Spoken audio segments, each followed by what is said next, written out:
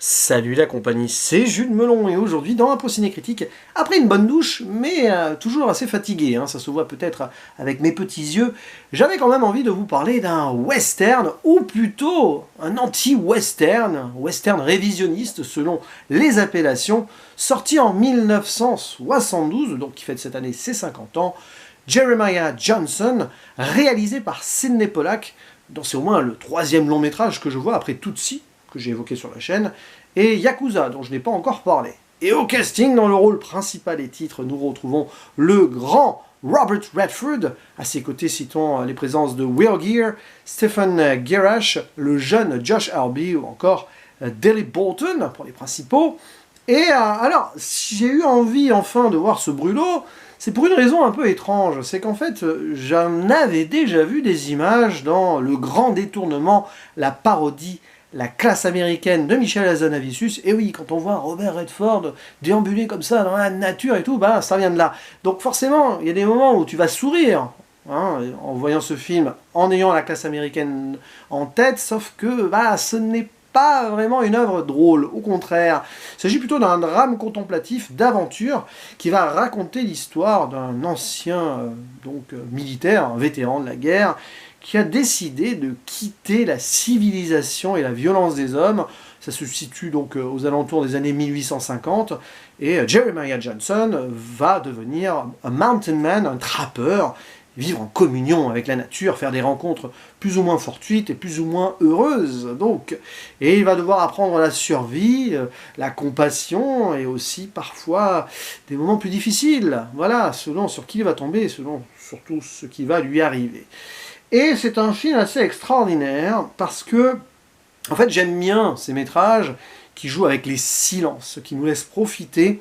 Il n'y a pas beaucoup de dialogue, et pour cause même, hein, parce qu'à un moment, il va croiser la route d'un jeune garçon mutique qui a vu sa famille massacrée, qui va prendre sous son aile, et après, d'une indienne qui va lui être offerte en tant qu'épouse et qui ne parle pas sa langue. Donc, c'est marrant d'ailleurs, cette reconstruction, il va se peut-être donner une nouvelle chance de famille et tout, avec des personnes avec qui il ne peut pas vraiment communiquer, même s'il va essayer autrement que le langage, ou apprendre peut-être le langage de la jeune indienne avec qui il est. Mais donc il y a tout cela qui est intéressant, et bien sûr, on voyage. Je ne sais pas où ça se passe exactement, mais on a des belles montagnes, et puis on a quand même derrière, surtout, une histoire d'initiation. Quelqu'un donc qui vient de la ville, enfin du monde moderne, qui décide donc de s'installer dans la nature, peut-être par péché d'orgueil à un certain moment, il ne se rend pas compte de la situation dans laquelle il est, et le destin va se rappeler à lui avec pas mal de péripéties qu'il va devoir affronter.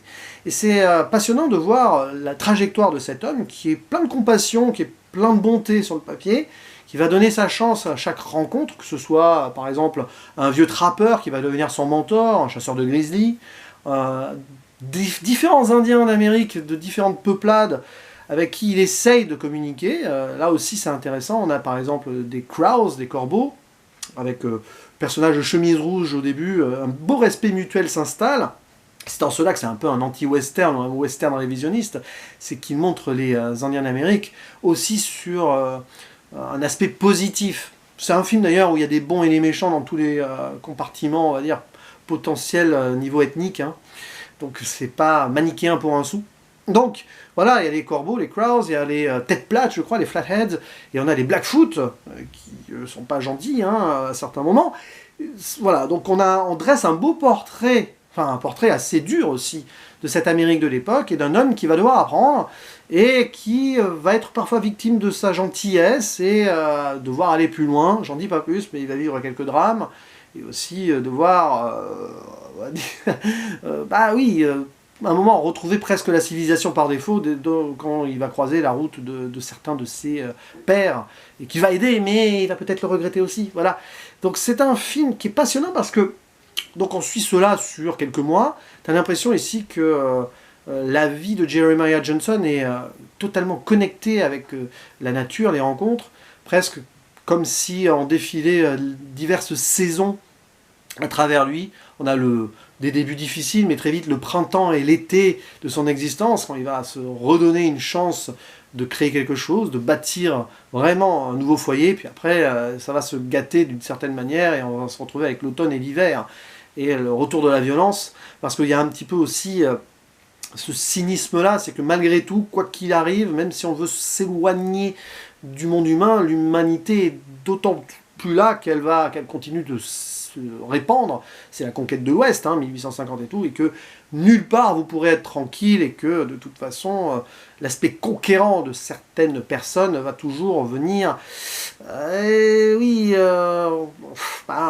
venir perturber l'existence, la plénitude de la nature et surtout la vie qu'il voulait vivre, Jeremiah Johnson. Donc il y a ce regard-là, et ça donne a lieu des moments assez forts, de tension aussi sur la fin, mais j'en dis pas plus. Il y a un moment, il y a un plan extraordinaire avec son cheval, voilà. Je préfère ne pas aller plus loin dans les détails, parce que c'est un film qui se voit et qui se vit sans qu'on en sache trop. Il y a une belle galerie de personnages quand même autour de Jeremiah Johnson.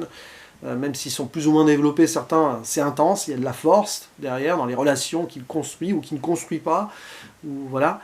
Et non, franchement, c'est un film à voir, qui permet de voyager, qui permet de montrer la dureté de l'époque, que ce soit, voilà, si on décide de vivre en pleine nature, il faut en assumer les conséquences et les dangers, mais aussi, malgré tout, peut-on, c'est ça le questionnement de ce film, pouvait-on déjà à l'époque espérer vivre en marge, tranquille, alors que la société était toujours en expansion. Voilà, même si on sait qu'en Amérique, il reste encore des espaces sauvages, voilà, mais c'est plus des réserves naturelles désormais que des endroits où, par exemple, les Indiens d'Amérique peuvent vivre tranquilles, si vous voyez ce que je veux dire. Ouais. D'ailleurs, il y a ce questionnement aussi, l'aspect sacré des territoires indiens qui sont profanés ici, et indirectement, Jeremiah Johnson, même si lui il respecte beaucoup les choses, il va être victime aussi du fait que ses congénères ne soient pas aussi bienveillants que lui. Donc voilà, donc beaucoup de choses très intéressantes, surtout pour moi qui apprécie beaucoup la civilisation américaine, qui a beaucoup travaillé là-dessus. Donc je vous le conseille, et n'hésitez pas à en dire plus en commentaire si vous aimez ce film, que ce soit pour son aspect esthétique remarquable, naturel, contemplatif, mais aussi pour ses duretés et ses moments forts. Un grand Robert Redford d'ailleurs, peut-être finalement l'un de ses meilleurs rôles, parce qu'il met tout son cœur. Bref, à vous la parole. Quant à moi, il ne me reste plus qu'à vous dire à la prochaine. Ciao.